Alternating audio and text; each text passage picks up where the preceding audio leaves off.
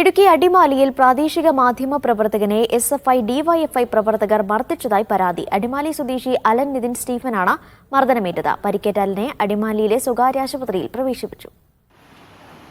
അടിമാലിയിൽ ഉപജില്ലാ കലോത്സവ വേദിയിൽ നിന്ന് സഹോദരനൊപ്പം വീട്ടിലേക്കുള്ള യാത്രക്കിടെയാണ് അലന് മർദ്ദനമേറ്റത്. കാർ തടഞ്ഞു നിർത്തി സംഘം ചേർന്ന് മർദ്ദിച്ചെന്നാണ് പരാതി.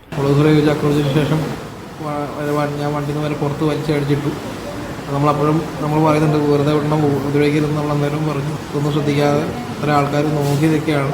ടൗൺ സെൻറ്ററിലിട്ട് മാരങ്ങൾ 10-16 SFI കൊടുത്തിട്ടുണ്ടായിരുന്നു. അതിദൂരമായിട്ടാണ് കമ്പ്യൂട്ടർ ഉപയോഗിച്ച് അതിമാരകമായിട്ടാണ് മർദ്ദിച്ചത്. മുമ്പ് SFIയിലും ഡിവൈഎഫ്ഐയിലും പ്രവർത്തിച്ചിരുന്ന അലൻ പാർട്ടി വിട്ടതിലെ തുടർ പ്രശ്നങ്ങളാണ് സംഘർഷത്തിന് കാരണമെന്നാണ് പോലീസ് നൽകുന്ന വിശദീകരണം. നിലവിൽ യൂത്ത് കോൺഗ്രസ് അടിമാലി മണ്ഡലം പ്രസിഡന്റ് കൂടിയാണ് അലൻ. മർദ്ദനത്തിന് പിന്നാലെ സമൂഹ മാധ്യമങ്ങളിലൂടെ ഭീഷണി മുഴക്കിയിട്ടും ദുർബല വകുപ്പുകൾ ചുമത്തിയാണ് പോലീസ് കേസെടുത്തത് എന്നാരോപിച്ച് കോൺഗ്രസ് പ്രവർത്തകരുടെ പ്രതിഷേധവുമുണ്ടായി. മീഡിയ 1 ഇടുക്കി.